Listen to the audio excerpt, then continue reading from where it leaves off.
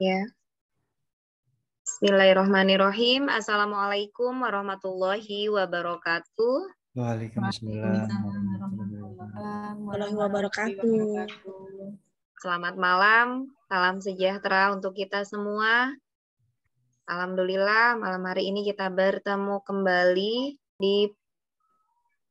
di pembahasan soal-soal UP. Malam hari ini kita akan ditemani oleh Pak Ilmi. Mudah-mudahan semua teman-teman di sini ada dalam keadaan sehat ya. Dan yang sakit pun segera diangkat penyakitnya supaya segera sehat kembali. Amin. Sebelum melanjutkan, marilah kita berdoa terlebih dahulu. Berdoa dimulai.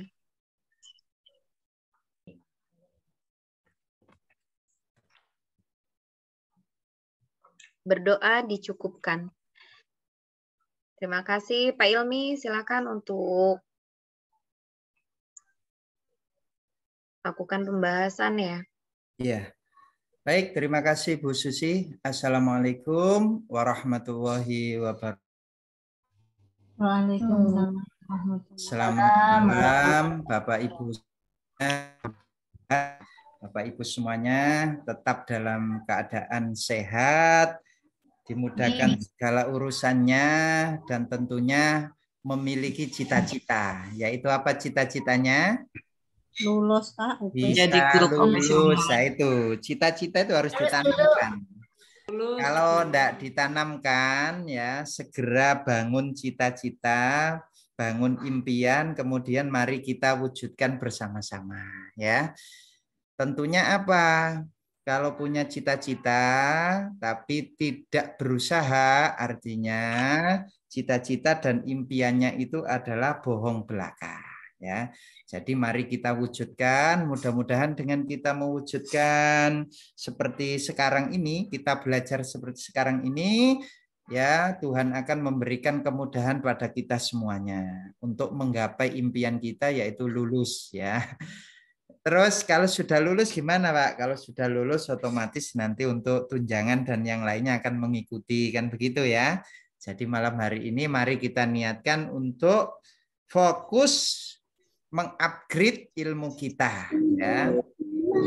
Jadi kemarin sudah saya terangkan teori belajar, kemudian teori perkembangan anak, hak asasi manusia, penilaian dan lain sebagainya sudah saya terangkan.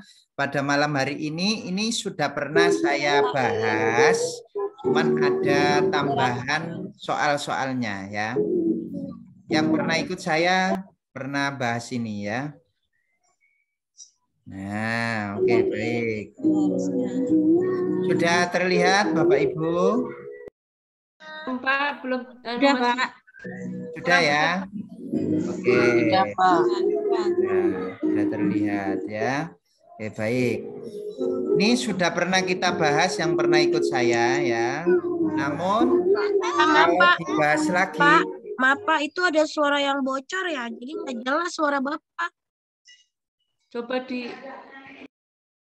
Ya, di mute semuanya kecuali saya ya. Baik, Bapak Ibu. Pada malam hari ini Bu Novi resen. Kenapa, Bu? Oh iya, dari Bu Novi berarti tadi. Oke, baik. Pada malam hari ini kita akan membahas tentang metode sejarah. Nah, metode sejarah itu apa sih? Metode sejarah itu adalah teknik dan pedoman yang digunakan sejarawan terhadap sumber primer dan bukti lain termasuk juga bukti arkeologi. Itu namanya metode sejarah. Nah, dalam metode sejarah itu terdapat 4 tahapan, yaitu ada heuristik, ada kritik atau verifikasi, ada interpretasi ya, interpretasi dan juga historiografi. Nah, kita bahas satu persatu ya. Suaranya nggak ada, Pak. Jelas, Bu. Jelas, Bu. Sudah jelas. Kalau suaranya tidak ada berarti sinyal Gangguan itu jaringan, ya, Ibu. gangguan jaringan ya. Jadi ada 4 tahapan. Tahapan yang pertama heuristik. Ini kata kuncinya apa ya kira-kira ya? Untuk bisa mengingat lebih mudah itu kata kuncinya apa kira-kira heuristik itu? Proses jadi sebelum kita sumber melakukan sejarah. itu, kita menemukan dulu atau memperoleh atau mengumpulkan ya. Jadi ini kata kuncinya. Harus kita kumpulkan dulu, kita temukan dulu, kita himpun sumber-sumbernya, ya. Kita himpun sumber-sumbernya itu namanya heuristik, ya. Jadi VCD-VCD yang lama berkaitan dengan sejarah itu dikumpulkan semua, lah itu namanya heuristik, ya. Kemudian yang kedua adalah kritik atau disebut dengan verifikasi, ya. Kritik ini apa? Ya, yaitu namanya saja kritik atau verifikasi. Berarti apa kira-kira, Bapak Ibu? Verifikasi itu apa sih? Sumber-sumber Pak yang diteliti ya. Diteliti kembali, ditelaah kembali sumber-sumbernya itu apakah sudah otentik atau enggak, kan begitu ya. Nah, kritik ini ada 2. Kritik ekstern atau eksternal itu adalah yang diteliti itu adalah otentitasnya atau keaslian sumbernya. Asli apa enggak barangnya itu ya. Nah, ini jadi kritik itu meneliti ya. Meneliti ini keotentikannya. Kalau eksternal atau internal itu meneliti kredibilitas sumbernya. Jadi yang meneliti sejarah itu siapa? Nah, itu harus kredibel juga ya. Jadi harus bisa dipertanggungjawabkan tentang kejujurannya gitu loh dalam penelitiannya, kan begitu ya. Kemudian yang ketiga tahapannya adalah interpretasi. Interpretasi itu nama lainnya adalah menafsirkan. Jadi setelah tadi diteliti keasliannya, kemudian ditafsirkan. Ya.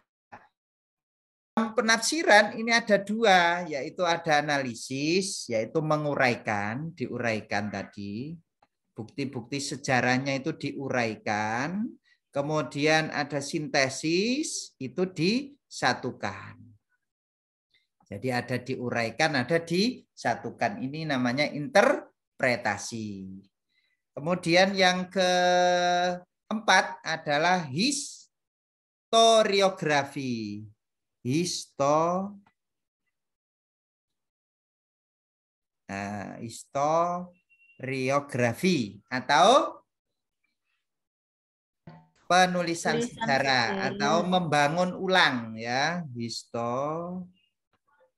Ini kurang ini ya, saya itu kan biar nanti kalau saya share itu sudah bagus ya. Atas tadi ada yang kurang ya, interpretasi. Oke. Jadi untuk historiografi itu membangun ulang atau apa?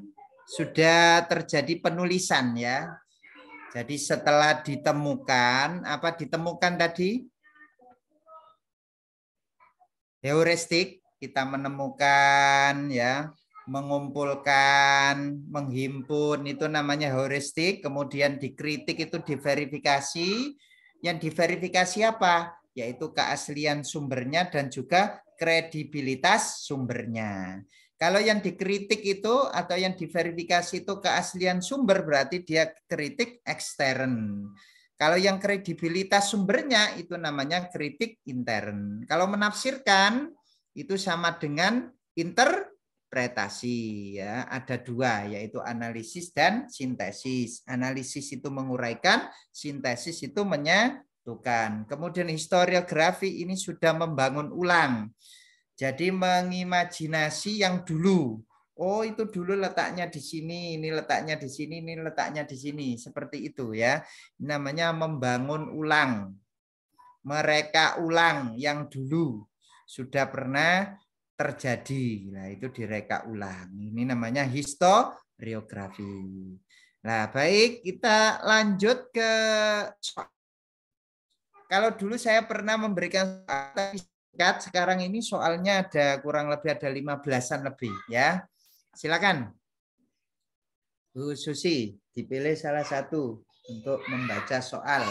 Ya, silakan Ibu Fatimah untuk membacakan soal. Terima kasih, Bu. Menguraikan semua sumber yang ada dan menganalisis beberapa kemungkinan yang terkandung dalam suatu sumber sejarah. Misalnya dalam dokumen yang berisi daftar anggota wajib militer suatu negara. Dalam daftar tersebut terdapat sejumlah nama yang menunjukkan kekhasan daerah tertentu. Berdasarkan daftar tersebut, dapat dianalisis bahwa anggota wajib militer itu berasal dari berbagai daerah di negara tersebut. Pernyataan ini merupakan pengertian dari A. Interpretasi analitis, B. Interpretasi sintesis, C. Interpretasi struktural, D. Deskriptif interdisipliner, E. Interpretasi umum. Nah, kira-kira apa kira-kira? Kata kuncinya di mana ini kira-kira ya? Analisis. Menguraikan. Nah, Menguraikan. Ya. Walaupun panjang tapi kalau tahu kata kuncinya itu kan sudah langsung ke menuju jawabannya ya. Berarti apa kira-kira? Interpretasi analitis. Analitis atau analisis ya. Nah, ini. Oke, jadi gitu aja ya. Jadi kalau ini tidak diterangkan dulu seperti tadi, tidak diberi pengantar materinya, kemungkinan ya berpikir ya, mungkin ya Bapak Ibu ya. Ini kira-kira apa ini ya, kira-kira ya. Jadi diuraikan di sini dokumennya itu berisi daftar anggota wajib militer ternyata punya khas ya. Nah, khasnya itu dari berbagai daerah itu bermacam-macam gitu. Jadi diuraikan. Maka dia di sini namanya interpretasi analitis ya. Oke, lanjut berikutnya yang nomor 2. Ya, untuk nomor 2 silakan Ibu Novi. Baik, Bu. Perhatikan informasi berikut. Harganya yang sangat mahal, 2 sumber sudah sangat tua, 3 kesulitan dalam memahami bahasa yang digunakan, 4 sumber masih tertutup atau batas dibukanya sumber sekitar 25 tahun, 5 sulit dihubungkan dengan topik penelitian. Dari data di atas yang merupakan beberapa masalah yang sering muncul terkait sumber sejarah pendukung suatu penelitian adalah sumber sejarah.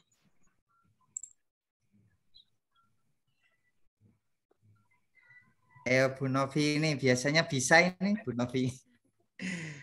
Apa itu Bu Novi? Sumber sejarah pendukung.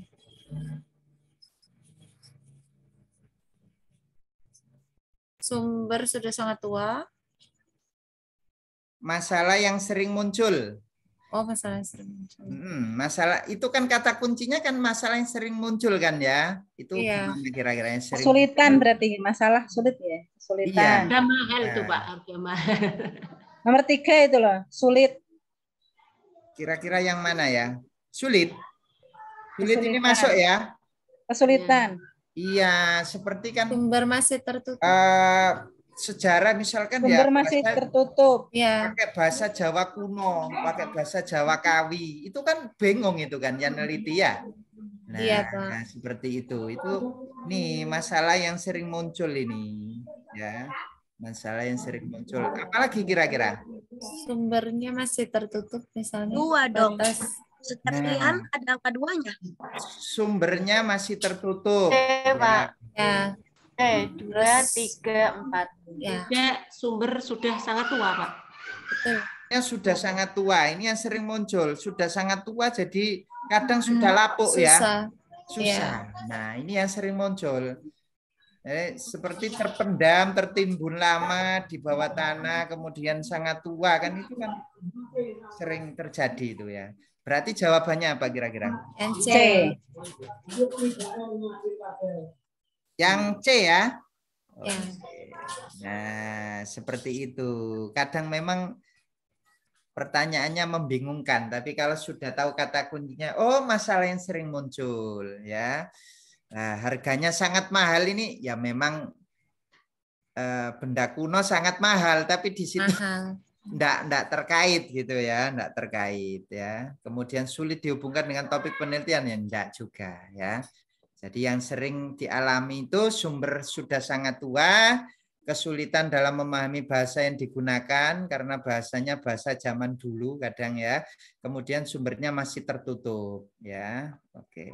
Lanjut berikutnya yang nomor 3, silakan. Ya, silakan nomor 3 Bu Suwaibah. Dibuka mikrofonnya. Berikut ini yang bukan merupakan ciri-ciri nilai sosial adalah A. Bisa mempengaruhi perkembangan diri seseorang. B. Merupakan konstruksi masyarakat sebagai hasil interaksi antar warga masyarakat. C. Terbentuk melalui proses sosialisasi atau proses belajar. D. Saling berkaitan. E. Memiliki kedudukan yang kuat. Ini apa kira-kira? Ciri nilai sosial ini ya Pak ya? Yang bukan. Iya. Oh, yang bukan. Yang bukan. Ya, yang bukan. Yang bukan. Berarti saling berkaitan Pak. Yang bukan. Yang bukan saling berkaitan. Namanya sosial ya saling berkaitan loh Bu. Oh, iya. Kalau enggak berkaitan kan berarti enggak sosial ya. Mempengaruhi perkembangan diri seseorang ini yang bukan. Bisa mempengaruhi kira-kira yang mana? Kira-kira. Oke. B Pak, merupakan yang konstruksi masyarakat sebagai hasil interaksi. Ya betul loh Bu. Juga. Sosial ya. itu kan interaksi. Iya. Mempengaruhi itu betul. Iya. Memang sosial itu kan mempengaruhi. Iya. Ya. Yang bukan memiliki kedudukan yang kuat. Nah, itu yang bukan ya. Ini kadang membingungkan ya kalau nah, kalau belajar bareng-bareng gini terbuka ya. Jadi ciri-ciri nilai sosial itu ya mempengaruhi perkembangan diri. Iya. Bisa mempengaruhi. Kemudian interaksi, iya, interaksi. Sosialisasi, iya, ya. Kemudian saling berkaitan ya, memang namanya nilai sosial ya, saling berkaitan ya. Jadi yang bukan itu yang ini memiliki kedudukan yang kuat. Kalau sudah kedudukan kuat, ini masuknya kemana ya kira-kira? Masuknya kemana ini kira-kira? Nggak mau sosial nanti ya? Masuknya individualisme. Iya, individualisme biasanya ya. Oke, lanjut berikutnya yang nomor 4, silakan. Ya, untuk nomor 4 silakan Ibu Anik. Ibu Anik untuk membacakan nomor 4.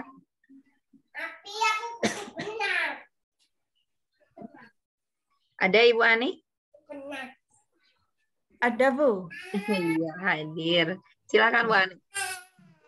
Amalia akan meneliti tentang sejarah kehidupan sosial budaya di Jawa pada masa Hindia Belanda.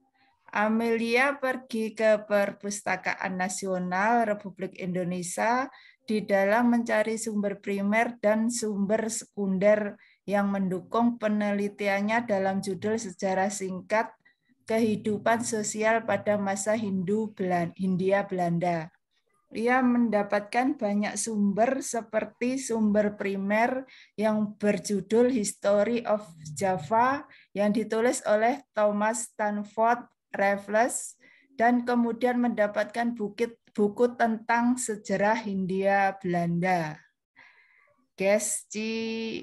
Heidenis van Nederland Indi yang ditulis oleh F.W. Stapel.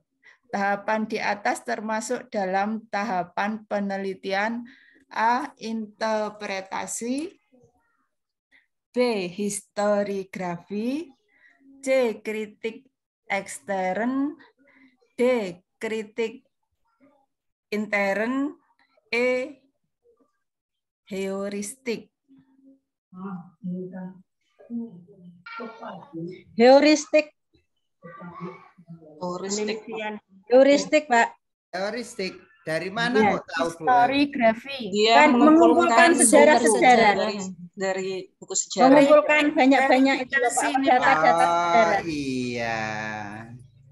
Wah, sudah langsung tertebak ya. Padahal ini panjang loh ini. Ya. Jadi mencari sumber ya kan? Nah, kalau sudah mencari ini masuknya ke heuristik. Heuristik ya. Jadi kata kunci ini sangat diperlukan. Soal sepanjang apapun kalau tahu kata kuncinya nanti akan tahu jawabannya, begitu ya. Oke.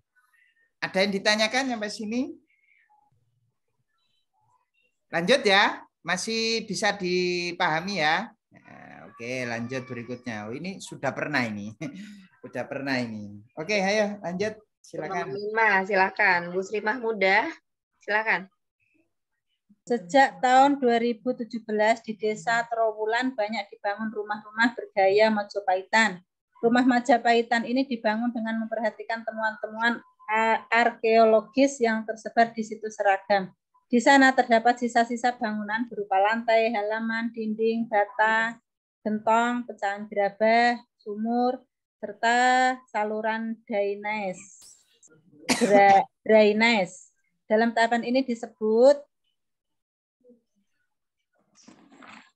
Historiografi. Historiografi, membangun ulang. Ya, membangun ulang. Historiografi. Historiografi. Ya, Historiografi. Oke, dari mana kok bisa tahu historiografi? Kan membangun masa lampau, membangun ulang masa lampau, Pak. Iya, dibangun, memperhatikan temuan-temuan arkeolog. Jadi kan membangun ulang ya. Iya. Nah, jadi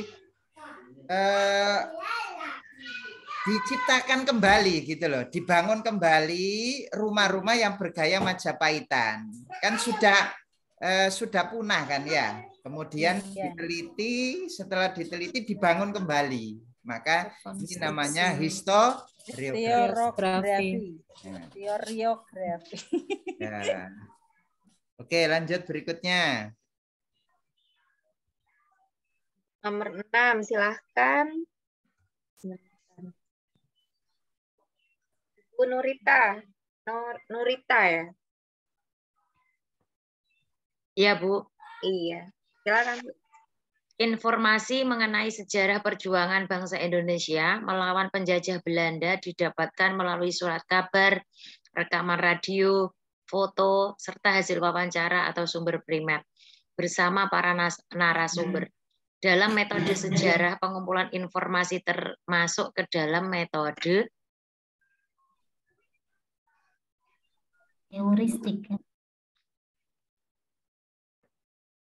Yang mana kira-kira? Yang yang heuristik, Cek. Heuristik. Iya, itu mengumpulkan data-data. Heuristik mengumpulkan kan ini kan ya. Jadi dikumpulkan surat kabar, rekaman-rekaman, foto, hasil wawancara, ya itu dikumpulkan. Nah, dikumpulkan, maka di sini termasuk ke dalam heuristik atau teoristik. Nah, heuristik. Nah, oke. Bisa dipahami ya? Nah, oke, sudah ketemu kata kuncinya. Jadi ini heuristik itu ya ngumpulkan surat kabar, masa-masa dulu itu, kemudian rekaman radio, foto-foto, hasil wawancara dan lain sebagainya. Ini namanya heuristik, ya, pengumpulan, menemukan. Nah. Oke, lanjut berikutnya. Silakan. Nomor 7. Nomor 7, Bu Masito. Oh, siap.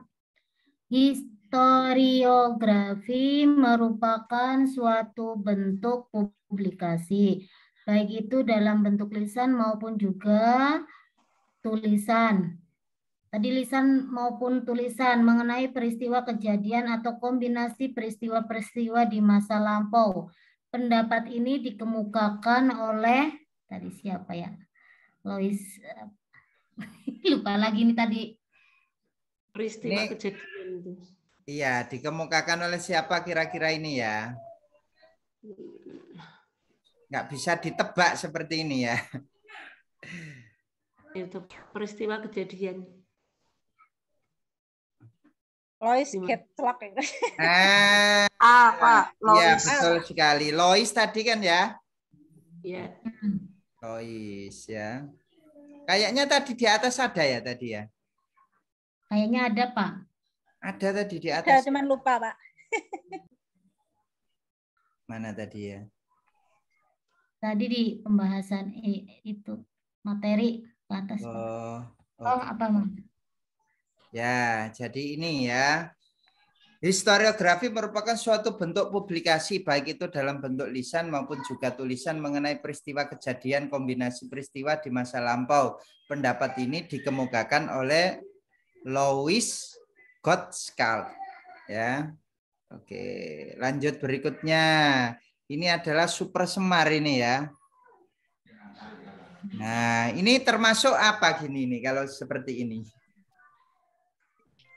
Termasuk apa ya kira-kira kalau kita ngumpulkan kayak seperti ini berarti heuristik ya. Heuristik untuk yang ngumpulkannya, tapi ini kita baca ya, coba silakan. Ya. Untuk nomor 8 silahkan Pak Zulfikar. Ya, Bu. Jika kita akan melakukan suatu kritik eksternal, maka yang harusnya dianalisa adalah A. Legend Soeharto diamanatkan oleh Presiden Republik Indonesia untuk mengambil tindakan pengamanan pasca G30 SPKI. B. Bahan dan jenis ketikannya sebagai bagian dari keaslian informasi atau dokumen. C. Isi naskah sebagai bagian dari kredibilitas atau kepercayaan data sebagai satu informasi. Dan D. Keterkaitan antara kedua versi Super Semar sebagai sebuah peristiwa sejarah. Yang terakhir E. Antara kedua versi Super Semar itu terdapat perbedaan pada jumlah poin di bagian memutuskan atau memerintahkan. Ini tadi sudah dikumpulkan namanya heuristik, kemudian habis itu diverifikasi atau dikritik. Kritiknya di sini kritik eksternal. Berarti kira-kira apa, Pak Zulfikar? Kritik eksternal itu yang dinilai apanya sih? Keaslian sumbernya. Keaslian sumbernya, Pak. Keaslian sumbernya. Berarti yang mana kira-kira? Keaslian sumbernya. Isi naskah, Pak. Keaslian sumber berarti ya, C, Pak. Isi naskah sebagai bagian dari kredibilitas atau kepercayaan data sebagai suatu informasi. Bentar ya. Atau B bisa yang juga, Pak. B atau yang C ya kira-kira? Coba. Yang C. Yang B, Pak. B, Pak. Bahan dan jenis ketikannya sebagai bagian dari keaslian informasi atau dokumen. B, Pak. B, Pak. B. Yang eksternal itu yang dari luar kita gimana itu, Pak? Ya, eksternal itu yang luar ya. Kalau intern itu yang kredibilitas ya kan? Kredibilitas sumbernya. Berarti bukan yang C ya. Bahan. Nah, yang C berarti yang internalnya ya, Pak. Asli apa enggak kan gitu ya. Maka yang ini yang B. Kredibilitas itu berarti masuknya ke intern ya, intern ya. Kalau yang otentik bahannya ini asli apa enggak, jenisnya ketikannya ini, nah itu namanya kritik eksternal. Oke, lanjut berikutnya yang nomor 9, silakan. Nomor 9, Ibu Dwi Lestari, silakan untuk membacakan ya.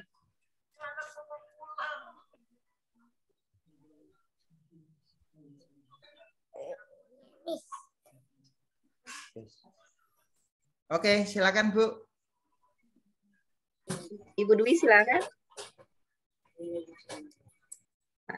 Suaranya. Suara nggak bisa katanya. Yo ganti ya. Bu Nur Lailia. Ibu Nur Lailia. Silakan Ibu Nur. Ya, ada juga. Yes. Bu Nur Lailia izin ke kamar mandi tadi. Kamar mandi tadi. Ayo Pak Agus. Ada Pak Agus? Ya, Bu. Iya, silakan. Seorang sejarah melakukan penafsiran atas data sejarah. Hal ini dilakukan pada tahap verifikasi. Interpretasi. Interpretasi. Menafsirkan. Verifikasi itu tadi apa? Menilai otentik atau enggak, kredibilitas apa enggak, kredibel apa enggak. Kalau sudah menafsirkan, ini masuknya kemana? Interpretasi. Interpretasi. Ya, interpretasi. Lah, interpretasi tadi ada berapa? Ada dua. Ada dua ya. Jadi yang pertama? Analisis. Uraikan sama sintesis. Uraikan, kemudian yang sintesis satunya menyatukan. Nih ya. Eman loh. Kalau sudah tahu kata kuncinya terus lupa itu eman loh. Satu soal itu menentukan kelulusan juga loh. Ya. Jadi misal KKM-nya 70, soalnya 100, KKM-nya 70, benar 69 kan enggak lulus juga ya. Jadi satu saja itu menentukan ya. Oleh karena itu hati-hati ya Bapak Ibu ya. Benar-benar harus jeli. Oke, lanjut berikutnya yang nomor 10. Nomor 10, silakan Bu Zulfa. Ada Bu Zulfa? Ya. Ya. Kisah yang terjadi pada masa lampau harus diteliti menggunakan metode penelitian sejarah. Dalam menggunakan metode penelitian, hal yang perlu diperhatikan adalah pada tahapan titik-titik. A. Heuristik, B. Interpretasi, C. Historiografi, D. Kritik ekstern, E. Kritik intern.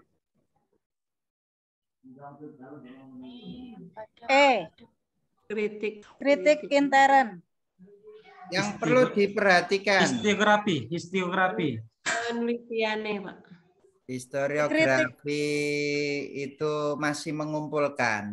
Kritik ekstern atau intern? Intern apa? Yang perlu diperhatikan. Itu kan diverifikasi sumbernya, di keaslian sumbernya. Harus diteliti. Diverifikasi. Nah, ini maksudnya kritik ekstern atau intern. Kalau harus diteliti menggunakan metode penelitian itu kritik intern. Kritik intern atau ekstern. Kira-kira yang mana ya? Yang intern aja, Pak. Ya. Yang intern ini asliannya. Ini soalnya itu membingungkan ini. Ini soalnya membingungkan ya. Bisa jadi ini yang harus diteliti. Kalau kata kuncinya yang harus diteliti itu nanti masuknya ke intern dan ekstern. Ya kan? Yang harus diteliti ya kan.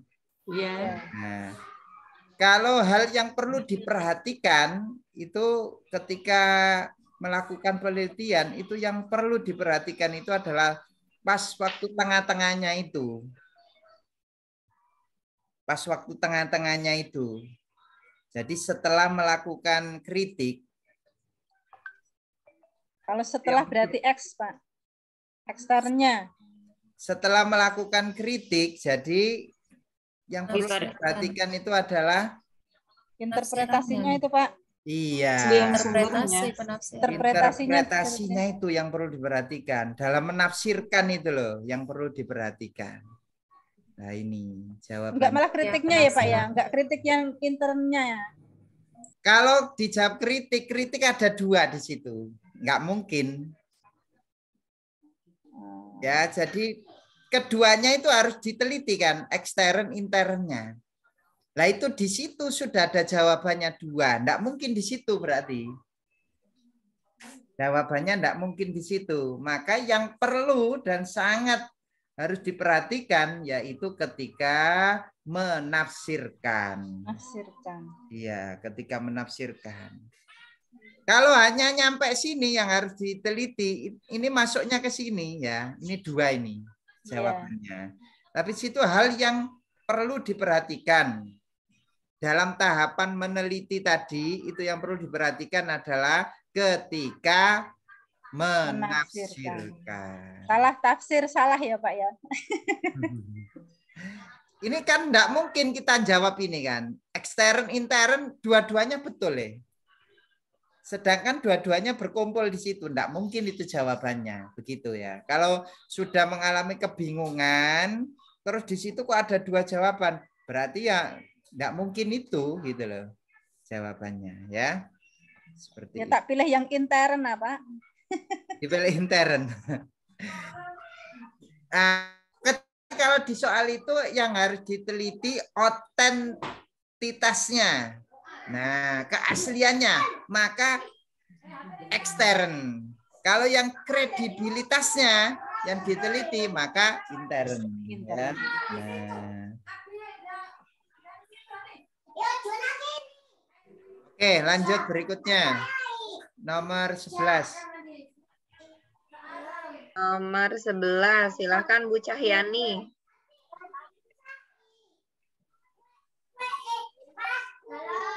Bu Cahyani? Mana Bu Cahyani? Ibu siapa ya? Bu Asriani. Hadir, ayo silakan Bu. Metode penelitian sejarah memiliki langkah-langkah yang harus ditempuh sehingga penulisan sejarah akan menghasilkan sebuah karya tulis sejarah yang bisa dipertanggungjawabkan. Tetapi sebelum memulai langkah-langkah sejarah yang harus dilakukan oleh seorang peneliti adalah A. Menentukan sumber-sumber yang akan digunakan, B. Melakukan korporasi sumber penelitian, C. Melakukan observasi pada objek yang akan diteliti, D. Menentukan topik dan tema penelitian, E. Menentukan besaran dan anggaran penelitian. Mungkin D ya. Topik dan tema penelitian. Metode penelitian sejarah. Karya tulis. Penelitian sejarah. Ini sebelum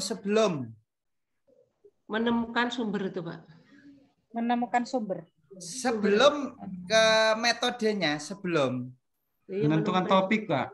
Menentukan topik dan tema penelitian. Nah, ya. Jadi sebelum melakukan penelitian sejarah, peneliti harus menentukan topik dan tema penelitian. Karena pemilihan topik dan tema menentukan apa yang akan diteliti. Dan menjadi gambaran ke depannya. Ya, jadi langkah awal sebelum masuk ke tahap penelitian, langkah awal sebelum masuk ke tahap penelitian yaitu menentukan topik. Oh, saya ini pengen meneliti ini gitu. Jadi harus ditentukan dulu.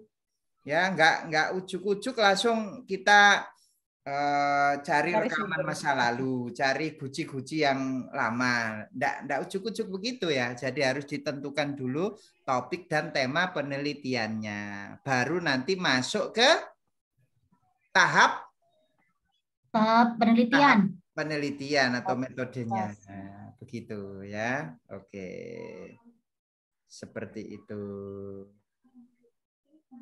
Sebelum memulai ya, sebelum memulai. Oke, lanjut berikutnya yang nomor 12. Nomor 12. Ya, nomor 12 Bu Hesti Aulia.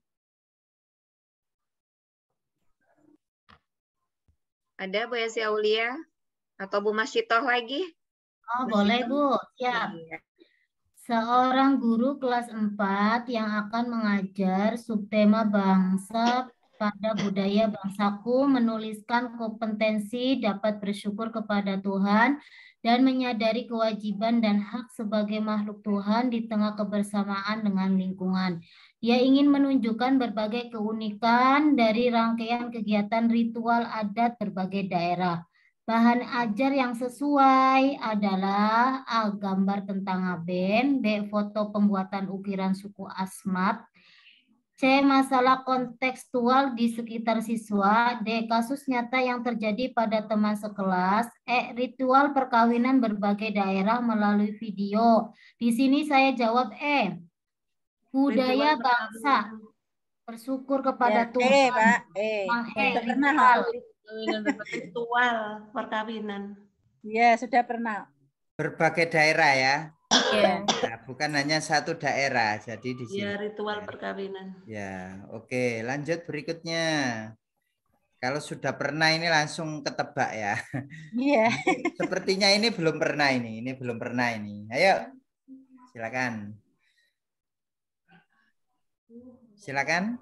Nomor 13, silakan. Yang belum pernah baca, silakan. Yang belum pernah baca, silakan. Ibu Novia Indah. Ibu Novia Indah? Ya, Bu, hadir. Ya, silakan, Bu.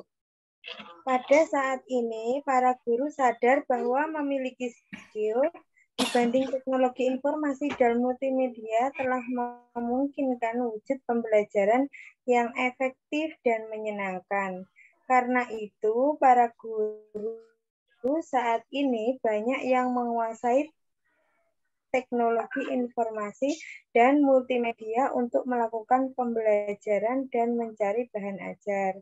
Penyampaian materinya pun menggunakan slide dan video yang menarik.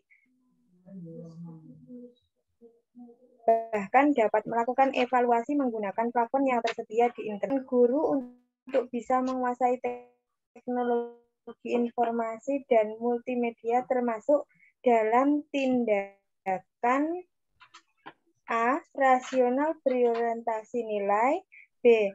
Rasional instrumental, C. Tradisional, D. Afeksi, E. Modern.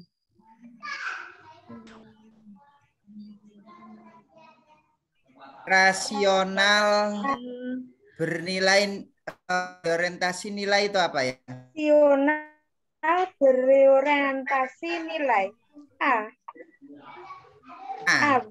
Apa? B atau C atau D? B, Pak. A. B kayaknya, Pak. B, Pak. Instrumental itu sesuai dengan tujuan yang ingin dicapai. Terarah, itu instrumental. Tindakan yang instrumental ya, tindakan yang dipikirkan dengan penuh kesadaran dan pertimbangan guna mencapai cita-cita atau tujuan yang diinginkan. Ya, sedangkan yang berorientasi nilai itu mempertimbangkan nilai-nilai yang ada di masyarakat. Kira-kira mempertimbangkan nilai-nilai yang ada di masyarakat? Tidak, Pak. Tidak. Instrumentalnya itu, Pak. Nah, di sini kan guru sadar memiliki skill di bidang teknologi informasi memungkinkan wujud pembelajaran yang ya, pelajaran yang efektif dan menyenangkan. Itu tujuan kita. Ketujuan. Jadi dia adalah rasional instrumental. Kalau yang berorientasi nilai itu artinya dia mempertimbangkan nilai-nilai yang ada. Nilai-nilai yang ada di masyarakat. Jadi ketika pembelajaran itu dia mempertimbangkan nilai-nilai yang ada di masyarakat. Kalau yang ini kan ketujuan, lebih ketujuan. Tradisional enggak, bukan tradisional kok ya. Kalau afeksi itu apa, Pak? Afeksi ini enggak ada. Mungkin ini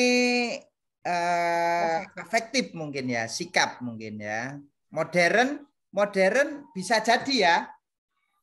Tapi enggak di situ. Masa tindakan modern. Enggak ketujuan. Jadi rasional instrumental di sini ya. Nah, evaluasi sekarang itu Bapak Ibu, itu walaupun dia itu kognitif ya, pengetahuan, itu bisa menggunakan platform. Contoh kita evaluasi tertulis menggunakan Google Form ya. Menggunakan Google Form, kemudian ada menggunakan Quizzes ya. Menarik ya, daripada hanya diberi tulisan biasa ya. Kalau Quizzes atau Google Form itu kan lebih menarik anak-anak ya, seperti itu. Oke, lanjut berikutnya yang nomor 14, silakan. Ya, nomor 14, Febriana. Silakan. Febriana. Ibu Ulfi? Ya, Bu. Iya, silakan Bu Ulfi. Perhatikan data berikut. 1. Dokumen naskah teks proklamasi. 2. Foto pembacaan teks proklamasi oleh Soekarno-Hatta. 3. Wawancara dengan BM Diah tentang peranannya dalam peristiwa proklamasi.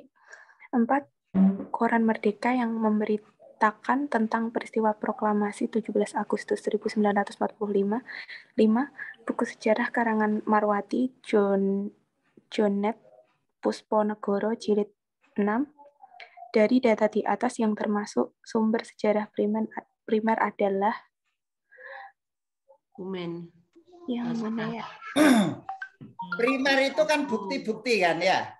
Ya, dokumen. Ya. Bukti tertulis berupa dokumen kan ya? Ya, foto pembacaan. Kalau yang sekunder itu karya, berupa karya sejarah. Itu sekunder ya. Nah, kira-kira yang mana kira-kira? Dokumen, foto, ya. Dokumen. Ini 5 buku sejarah. Wawancara. Foto. Buku sejarah kan karya. Ya, foto ya Pak, foto. Foto ya. Foto karya. 1. Koran Merdeka itu sekunder ya? Ya. Buku sejarah juga sekunder. Wawancara. Wawancara. 1, 2, 3.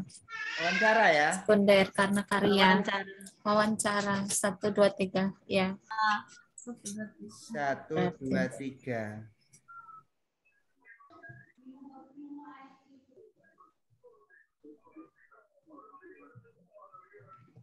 Oke. Benar ya Bapak Ibu ya? Iya Pak, betul. Oke. Ini ya. Lanjut berikutnya.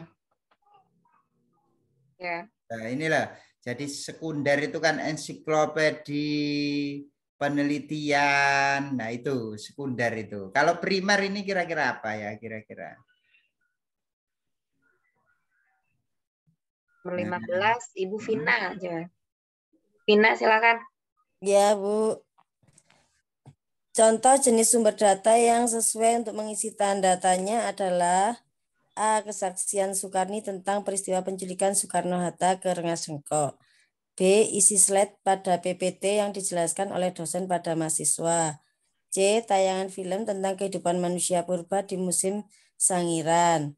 D. Peralatan penunjang kegiatan manusia sehari-hari seperti senjata, fosil, dan rumah limas. E. Cerita tentang si Pahit Lidah dan si Mata Empat dari Sumatera Selatan. Primer. Sebentar. A kayak Pak.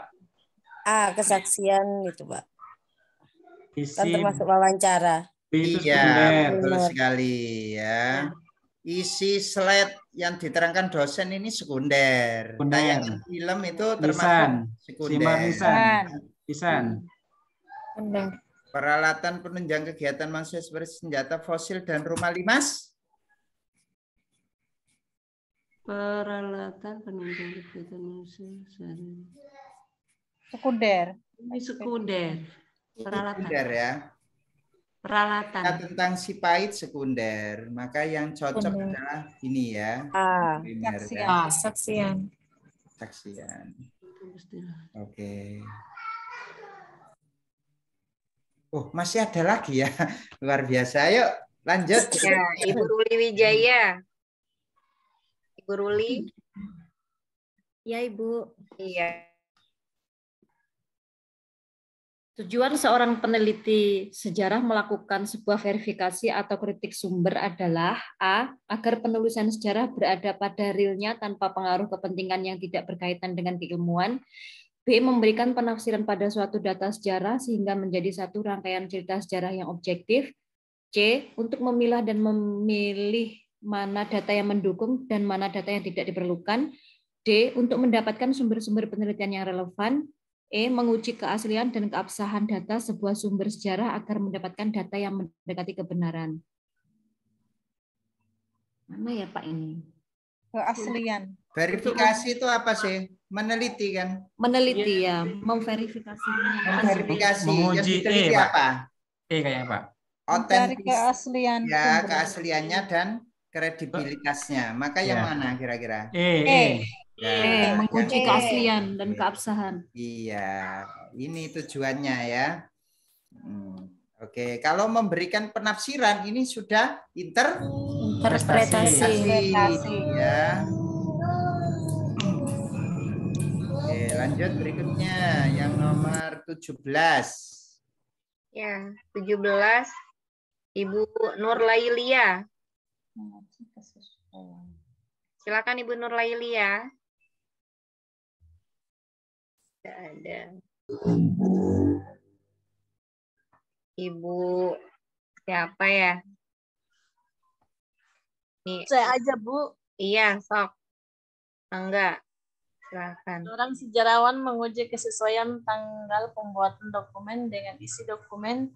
Hal ini dilakukan untuk melihat A. Kredibilitas sumber, B. Kesalahan heuristik, C. Kesalahan interpretasi, D. Otentisitas sumber, E. Kesalahan narasi. D. Otentisitas. D. Otentisitas sumber. Otentisitas sumber. Ini sejarawan menguji kesesuaian tanggal loh. Tanggal ya tidak Pak. Tidak. Tanggalnya loh. Tanggalnya sesuai apa enggak? Kredibilitas sumber. Nah, kredibilitas sumbernya yang menyampaikan ya. Iya. Tanggal. Iya. Tanggalnya sama apa enggak diteliti. Wah, berarti yang disampaikan enggak sesuai kan gitu ya. Tuh. Maka dia kredibilitas, bukan otentisitas, bukan keaslian dokumennya ini, tapi ini meneliti cenderung ke kredibilitas sumbernya. Oke, lanjut berikutnya. Ibu Nufia. Indah. Silakan Ibu Nufia. Iya, Bu. Ya, silakan. Pada tahap historiografi, maka yang dilakukan peneliti sejarah adalah A. Sebagai sumber harus diuji keaslian dan keabsahannya karena setiap sumber dapat saja dipengaruhi oleh prasangka, kondisi ekonomi, dan iklim politik saat penelitian berlangsung. B. Fakta yang telah dikumpulkan, dikritik, dan diinterpretasi kemudian disajikan dalam bentuk tulisan yang logis, sistematis, dan bermakna. C. Menemukan dan dalam kegiatan penelitian sejarah. Heuristik berarti kegiatan untuk mencari, mengumpulkan, dan menghimpun jejak-jejak masa lalu berupa sumber-sumber energi sejarah. D. seperangkat aturan atau prinsip sistematis untuk mengumpulkan sumber-sumber sejarah secara efektif, menilai secara kritis dan mengajukan sintesis dari hal-hal yang dicapai dalam bentuk tulisan sederhana. Yang kemampuan pengetahuan yang dimiliki oleh seseorang peneliti terhadap objek yang ditelitinya. Historiografi. B, Pak. Fakta-fakta yang telah dikumpulkan, dikritik, dan diinterpretasi kemudian disajikan dalam bentuk tulisan yang logis dan bermakna. Disajikan lagi itu, Pak. Diulang. Dibangun ulang. Nah, historiografi itu kan membangun ulang ya. Iya. Nah, fakta-fakta yang dikumpulkan, dikritik, diinterpretasi, kemudian disajikan. Ya. Sajikan kan dibangun ulang. Ya. Kalau menemukan dalam kegiatan penelitian heuristik berarti heuristik. Kemudian setiap sumber harus diuji keaslian, ini apa? Heuristik. Kritik ya. Kritik Ya. Kritik ekstern. Oke. Berikutnya. Oh, sudah selesai. Ini Bapak Ibu ya, malam hari ini luar biasa, itu kumpulan soal-soal yang sudah pernah diberikan ya. Jadi mudah-mudahan nanti sebagian yang keluar ya. Jadi itu kalau kumpulan enggak tahu nanti Bapak Ibu kebagian yang mana. Yang pasti untuk metode penelitian itu ya. Jadi harus dihafalkan untuk kata kunci dari masing-masing tahapan tadi. Mulai dari heuristik, kemudian kritik, Bapak Ibu, kritik, kemudian interpretasi, dan historiografi. Terus dihafalkan. Saya kembalikan Bu Susi, nanti akan saya share ulang ya. Ya, Pak. Ya. Oke, silakan Bu Susi. Ya, terima kasih Pak Ilmi untuk pembahasan materi pada malam hari ini. Terima kasih pada teman-teman yang telah hadir, yang telah menyempatkan untuk belajar bersama. Dan untuk malam hari ini, karena banyak gangguan sinyal ya, terkendala sinyal Pak Ilmi, ini banyak yang terpental. Karena cuaca yang tidak bagus. Untuk malam hari ini kita cukupkan ya Pak Ilmi? Iya. Oke. Untuk malam hari ini kita cukupkan saja. Selamat beristirahat, selamat bermalam minggu ya. Bermalam minggunya kita di sini membahas soal. Mudah-mudahan ilmu yang didapat dapat bermanfaat. Untuk malam hari ini saya cukupkan. Saya tutup. Wassalamualaikum warahmatullahi wabarakatuh. Waalaikumsalam warahmatullahi wabarakatuh. Terima kasih Pak Bu. Terima kasih